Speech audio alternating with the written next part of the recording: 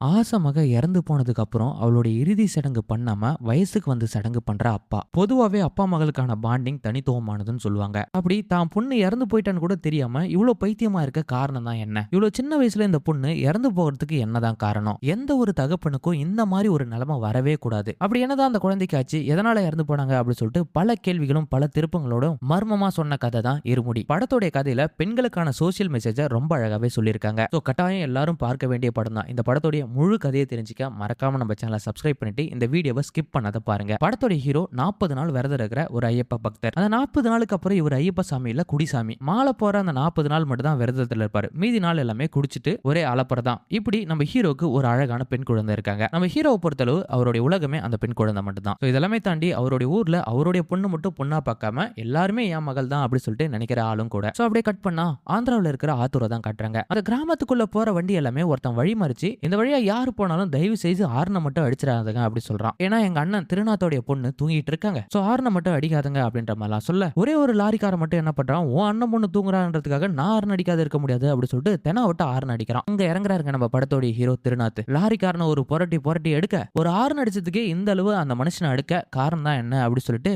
அந்த லாரிக்காரன் யோசிக்கும் போது தான் படத்தோடைய பிளாஷ்பேக் ஓபன் ஆகுது. கொஞ்ச நாளைக்கு முன்னாடி ஆத்தூருக்கு பக்கத்துல இருக்கிற கிராமத்துல இருக்கிற ஒரு ஸ்கூலை தான் காட்டுறாங்க. அந்த ஸ்கூல்ல ஒரு லேடி டீச்சர் இருக்காங்க. அந்த டீச்சரை பார்க்கும்போது பயங்கர கொடூரமா இருக்கு. அது மட்டும் இல்லாத ஒரு பொண்ணு தப்பு பண்ணிட்டா போதும் அவளை தர தரன்னு இழுத்துட்டு வந்து வெளியே ஸ்கேலால அடிச்சு அவமானப்படுத்துற ஒரு கொடூரமான டீச்சரும் கூட. அந்த பொண்ணு அடிக்கிறத பார்த்த பிரின்சிபலும் இதுக்கப்புறம் நீ இந்த ஸ்கூல்லே இருக்கக்கூடாது அப்படி சொல்லிட்டு அந்த டீச்சருக்கு சஸ்பெண்ட் பண்ணி அவங்கள வெளியே அனுப்பிச்சிடுறாங்க. அங்க கட் பண்ண இப்ப ஆத்தூரை தான் காட்டாங்க. ஆத்தூர்ல தாம் பொண்ணு மாரி எல்லா பொண்ணையும் பாக்குற நம்ம ஹீரோவை தான் காட்டாங்க. நம்ம ஹீரோ தான் ஆரம்பத்தில் சொன்னல மாலை போட்டுட்டு இருக்க 41 நாள் மட்டும் தான் விரதம், மீதி எல்லாமே குடிசாமி. சோ இப்போ பாத்தீங்கன்னா நம்ம ஹீரோ மாலை போட்டுட்டு வந்துட்டு இருக்காரு, பக்தியும் விரதத்தோட இருந்துட்டு வராரு. நம்ம ஹீரோக்கு ஒரு அழகான பெண் கொடுத்திருக்காங்க. அவங்களுக்கு மணிகண்டன் பேரு. ஏன்னா நம்ம ஹீரோக்கு கல்யாணம் ஆகி பல வருஷம் கழிச்சு தான் இந்த குழந்தை பிறந்திருக்கு. அதனால ஐயப்பனுடைய வேண்டுதலோட இந்த குழந்தை பிறந்ததால மணிகண்டன் பேர் வச்சிருக்காரு. நம்ம ஹீரோக்கு அவருடைய பொண்ணு மட்டும் தான் உலகமே. சோ பொண்ணு பிறந்ததுக்கு ஊரே கூட்டு விருந்து வச்சிருக்காருன்னா பாத்தீங்கன்னா அந்த அளவு அவருடைய பொண்ணு மேல அவ்வளவு அன்பா இருந்துட்டு வராரு. சோ அப்படியே கட் பண்ணா இப்ப நம்ம ஹீரோவுடைய குருசாமி தான் காட்டுறாங்க. இந்த ஊருக்கே இவர் தான் குருசாமி. அவர் சொல்ல பேச்சை கேட்டு தான் நம்ம ஹீரோவே மாலை போட ஆரம்பிச்சாரு. ஆனா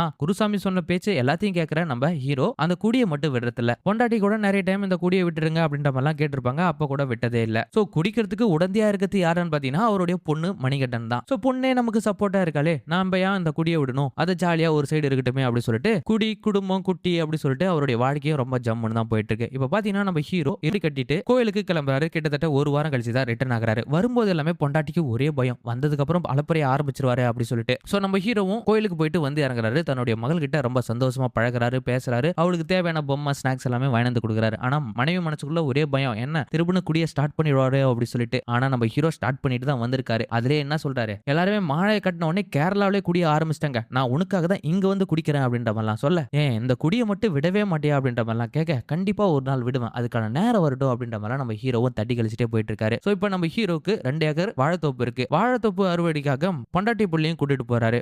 அறுப்பு பொண்ணு கையால தான் அறுக்கணும் அப்படி சொல்லிட்டு பொண்ணை கூட்டு வந்து அறுப்பு அறுக்கிறாரு. சோ அந்த அறுப்புக்கான காணிக்கையா யார்கிட்ட கொடுக்குறாருன்னு பாத்தீங்கன்னா அவருடைய குருசாமிக்கு தான் கொடுக்குறாரு. அந்த அளவு எல்லார்கிட்டயும் ரொம்ப அன்பாவும் பண்பாவும் பழகக்கூடிய ஆள் தான் நம்ம ஹீரோ. சோ கட் பண்ணா ஒரு ஊர் திருவிழா தான் காட்டுறாங்க. அந்த ஊர் திருவிழால ஒரு ரவுடி பையன் ஒரு பொண்ணு கிட்ட ரொம்ப தப்பா நடந்துக்க பார்க்க ரொம்பவே சங்கடப்பட்ட அந்த பொண்ணு திடீர்னு வந்து நம்ம திருநாத்து கிட்ட இந்த போல என்கிட்ட தப்பா நடந்துக்க பாத்துறான் அப்படி சொல்லிட்டு உடனே கோவப்பட்ட நம்ம ஹீரோ என்ன பண்றாருன்னா அவனை போட்டு திருப்பி எடுத்துறாரு. இதுக்கப்புறம் இந்த ஊருக்குள்ள பொண்ணு மேல எவனா கைய வச்சு பாருங்க அவனை ஊரு தெரியாத ஆக்கிடுவா அப்படின்ற மாதிரிலாம் ஊரு முன்னாடி அவனை போட்டு பயங்கரமா அடிக்கிறாரு. கடவுளா பார்க்க வேண்டிய பெண்களை யார் அவமதிச்சாலும் சரி அவங்களுடைய நிலைமை இதுதான் அப்படி சொல்லிட்டு வார்னிங் கொடுக்குறாரு. சோ அப்படியே கட் பண்ணா ஊருக்கு ஒதுக்குப்புறத்துல இருக்கிற ஒரு 4-5 ரவுடி பசங்க தான் காட்டுறாங்க. இந்த ரவுடி பசங்கள ஒருத்தன் பைத்தியக்கார மாதிரி இருக்கான். அவன் என்ன பண்றான்னா எல்லா பொண்ணுகளையும் பார்த்து இந்த பொண்ணு எனக்கு பிடிச்சிருக்கு அப்படின்ற மாதிரிலாம் அவங்க அண்ணன் கிட்ட சொல்றான். அப்படி சொல்லும் போது சரி இந்த பொண்ணு தானே நான் உனக்கு கரெக்ட் பண்ணி கொடுக்குறேன் அப்படின்ற மாதிரிலாம் தப்பா பேசிட்டு வந்துட்டு இருக்கான். அப்படிதான் ஒரு நாள் நம்ம குருநாதருக்கு ஒரு பொண்ணு இருக்கான்னு சொன்ன பத்தியா காயத்ரி அவங்களுடைய ஃப்ரெண்டும் இங்க இருந்து ஸ்கூலுக்கு கிட்டத்தட்ட 5 கிலோமீட்டர் டிராவல் பண்ணி தான் போறாங்க. அதுவும் சைக்கிள்ல. ஒரு நாள் பாருங்க பஸ் ஸ்டாப்ல இருந்த அந்த சைக்கிள்ல அந்த 4-5 ரவுடி பசங்கன்னு சொன்ன பத்தியா அவனுங்க காத்த புடுங்கி விட்டுறானுங்க. சோ அந்த பசங்க வந்து இந்த போல 4-5 ரவுடி பசங்க எங்க கிட்ட தப்பா நடந்துக்க பாத்துறாங்க, தப்பா பேசுறாங்க அப்படின்ற மாதிரி நம்ம திருநாத்து கிட்ட சொல்ல அடுத்த நாளே போயிட்டு அந்த பசங்க எல்லாமே சரமாரியா அடிச்சு தும்சம் பண்ணிடுறாரு. சோ பெண்களுக்கு ஏதாவது தப்புன்னு போனா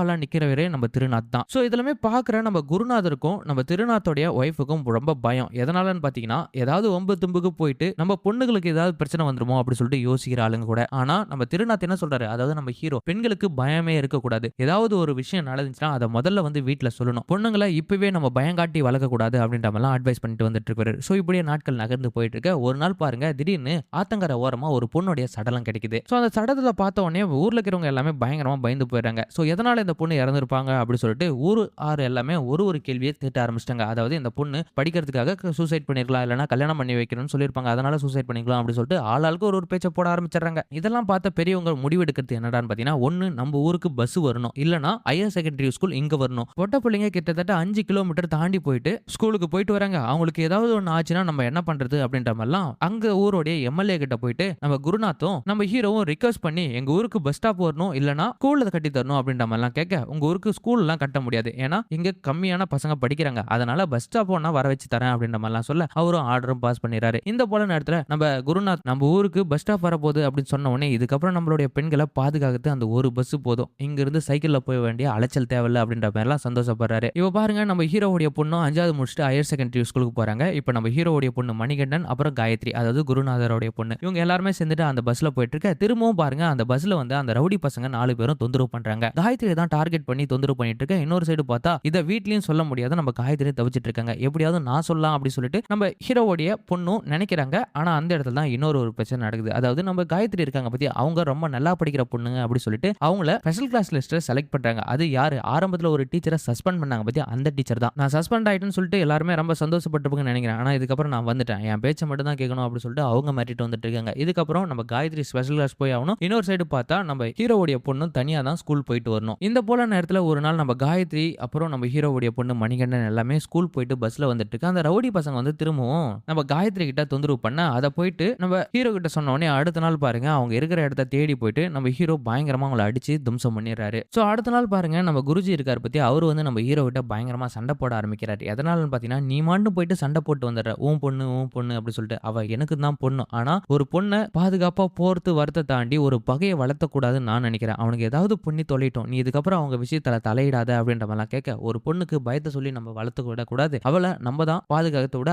அவளே பாதுகாக்கத்தான் ரொம்ப நல்லது அப்படின்ற மாதிரிலாம் அட்வைஸ் பண்றாரு. சோ ஊரு புல்லா நீ பகையை இப்போ வளர்த்து வச்சிட்டு இருக்க, உனக்குன்னு ஒரு பொட்ட புள்ள இருக்கு, அவருடைய நிலைமை நீ நினைச்சு பாத்தியா அப்படின்ற மாதிரிலாம் கேட்க, அதுக்கப்புறம் தான் அந்த பொண்ணு, அதாவது நம்ம ஹீரோவுடைய பொண்ணு நம்ம ஹீரோ கிட்ட ஒரு விஷயத்தை கேட்கறாங்க. அது என்னன்னு பாத்தீங்கன்னா, அப்பா நீங்க இதுக்கப்புறம் அடிதடிக்கு போக கூடாது, முக்கியமா குடியை விட்டுறணும் அப்படின்ற மாதிரிலாம் கேட்க, சரிம்மா உனக்காக நான் இதுக்கப்புறம் குடியை விட்டுறேன், இதுக்கப்புறம் நான் குடிக்கவே மாட்டேன் அப்படி சொல்லிட்டு சத்தியம் வாங்கிடுறாங்க. சோ கட் பண்ணா நம்ம காயத்ரி தான் கட்டுறாங்க. காயத்ரி ஸ்கூல் போயிட்டு ஸ்பெஷல் கிளாஸுக்கு அந்த டீச்சர் வீட்டுக்கு போறாங்க பத்தியா, டீச்சர் பாத்தீங்கன்னா நம்ம காயத்ரி கிட்ட ரொம்ப தப்பா நடந்துக்கு பாத்துக்கிறாங்க. அதை போயிட்டு நான் வீட்டுல சொல்லிடுவேன் அப்படின்ற மாதிரிலாம் காயத்ரி சொன்னாலும் அந்த டீச்சர் என்ன சொல்றாங்கன்னா, நீ போயிட்டு வீட்டுல சொன்னா உன்னுடைய ஹால் டிக்கெட்ல கை வச்சிருவேன் அப்படின்ற மாதிரிலாம் மிரட்டுறாங்க. சோ காயத்ரிக்கு படிப்புனா ரொம்ப உசுறு, எங்க ஹால் டிக்கெட்ல கை வச்சு நம்மள ஃபைல் ஆக்கிடுவாங்களோ அப்படி சொல்லிட்டு பயத்துல அங்க என்ன நடந்தாலும் அந்த விஷயத்தை போயிட்டு வீட்டுல ஷேர் பண்ணிக்கிட்டே இல்ல. வீட்டுல அப்பா கிட்ட ஷேர் பண்ணா கூட அதை அனுசரிச்சு போயிடுவாரு. ஆனா நம்ம ஹீரோ கிட்ட ஷேர் பண்ணா அங்க பஞ்சாயத்து தான் வெடிக்கும். இதை நம்ம காயத்ரி வெளியே சொல்லாதே இருந்துட்டு வராங்க. இன்னொரு சைடு பார்த்தா நம்ம ஹீரோவுடைய பொண்ணு மணிகண்டன் இருக்காங்க பத்தியா, இவங்க 2 பேரும் ஒன்னா தானே ஸ்கூல் போறாங்க. ஒரு நாள் அப்படி ஸ்கூல் போயிட்டு இருக்கும் போது தான் இவங்களுக்கு தனிப்பட்ட முறையில் ஏதோ பிரச்சனை இருக்குது அப்படி சொல்லிட்டு உணராங்க. சோ இது எல்லாத்தையும் எடுத்து போயிட்டு நம்ம அப்பா கிட்ட சொல்லுவோம் அப்படி சொல்லி நினைக்கும் போது தான் திடீர்னு பார்த்தா நம்ம ஹீரோவுடைய பொண்ணு வயசுக்கு வந்துடுறாங்க. அந்த நேரம் பார்த்து நம்ம ஹீரோவும் சபரிமலைக்கு மாலை போட்டிருக்காரு. இப்ப வயசுக்கு வந்த பொண்ணு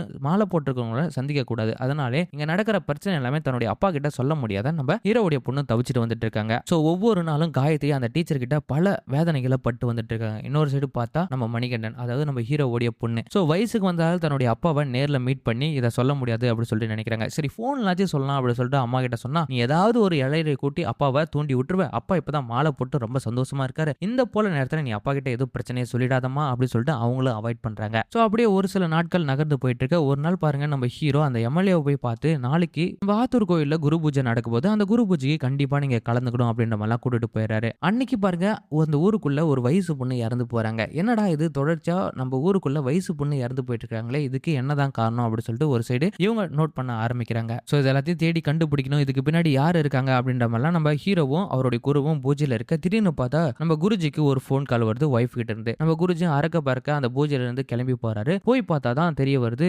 திரும்பவும் ஆத்தங்கர பக்கத்துல ஏதோ ஒரு பொண்ணுடைய சடலம் இருக்குது அப்படி சொல்லிட்டு. அந்த சடலம் யாருது அப்படி சொல்லிட்டு ரொம்ப மனம் சோர்ந்து தான் அங்க போயிட்டு பாக்குறாரு. ஆனா அங்க இருக்கிறவங்களுடைய சடலம் நமக்கே பேரும் ஆச்சரியத்தை குறிச்சதுன்னு தான் சொல்ல முடியும். அது யாருடைய சடலம்னு பாத்தீங்கன்னா நம்ம மணிகண்டனுடைய சடலம். அதை பார்த்த உடனே பயங்கரமா எமோஷனல் ஆகுறாரு. அது மட்டும் இல்லாத நம்ம ஹீரோயினி வந்து பார்த்ததுக்கு அப்புறம் தான் பொண்ணு இப்படி இறந்து போயிட்டா அப்படின்னு சொல்லிட்டு பயங்கரமா ஷாக் ஆகி நிக்கிறாங்க. அந்த இடத்துல நம்ம ஹீரோக்கு விஷயம் தெரிஞ்சு அவரு இங்க கிளம்பி வராரு. இது என் பொண்ணு இறந்து கிடக்குறாளா அப்படி சொல்லிட்டு, அவருடைய இறப்புக்கு பின்னாடி யார் தான் காரணம் அப்படி சொல்லிட்டு பைத்தியமாவே ஆயிடுறாரு. என் பொண்ணு அப்படி பாத்துக்கணும் இப்படி பாத்துக்கணும்னு நினைச்சேன், அது எல்லாத்தையும் இப்படி முடக்கி தள்ளிட்டேங்களேடா அப்படி சொல்லிட்டு பயங்கரமா எமோஷனல் ஆகுறாரு. என் பொண்ணுடைய சாவுக்கு யார் காரணமா இருந்தாலும் அவங்கள சும்மா விட மாட்டேன் அப்படின்னு சொல்லிட்டு மாலையை கழட்டி வச்சுட்டு கிளம்பி வராரு. அப்பதான் பாருங்க தான் பொண்ணுக்கு இறுதி சடங்கு முடிக்கிறதுக்கு முன்னாடி என் பொண்ணு சாவுக்கான காரணத்தை நான் கண்டுபிடிச்சே ஆவேன் அப்படின்னு சொல்லிட்டு பைத்தியம் மாதிரி அங்கேயும் இங்கேயும் திரிஞ்சு தேடிட்டு வந்துட்டு இருக்காரு. அப்பதான் இங்க நடக்கிற விஷயத்தெல்லாம் தன்னுடைய அப்பா கிட்ட சொல்லணும் அப்படின்னு சொல்லிட்டு வாய்ஸ் மெசேஜ் அனுப்பிச்சிருப்பாங்க பத்தியா. அந்த வாய்ஸ் மெசேஜ்ல ஒரு விஷயத்த நோட் பண்றாரு. அந்த நோட் பண்ணதுக்கு அப்புறம் தான் நம்ம குருஜியை போயிட்டு பாக்குறாரு. என் பொண்ணு இறந்ததுக்கான காரணம் நீ தான் அப்படின்னு சொல்லிட்டு என் பொண்ணு வாய்ஸ் மெசேஜ்ல எல்லாத்தையும் சொல்லிட்டா அப்படின்ற மாதிரிலாம் கேட்க அதுக்கப்புறம் தான் நம்ம குருஜி எல்லா உண்மையும் சொல்ல ஆரம்பிக்கிறாரு. அது என்னடான்னு பாத்தீங்கன்னா நம்ம காயத்ரி ஆல்ரெடி டீச்சர் கிட்ட மாட்டிட்டு ரொம்ப வேதனைப்பட்டிருப்பாங்க. சோ இந்த விஷயத்தை எப்படியாவது தன்னுடைய அப்பா கிட்ட சொல்லணும் அப்படின்னு சொல்லிட்டு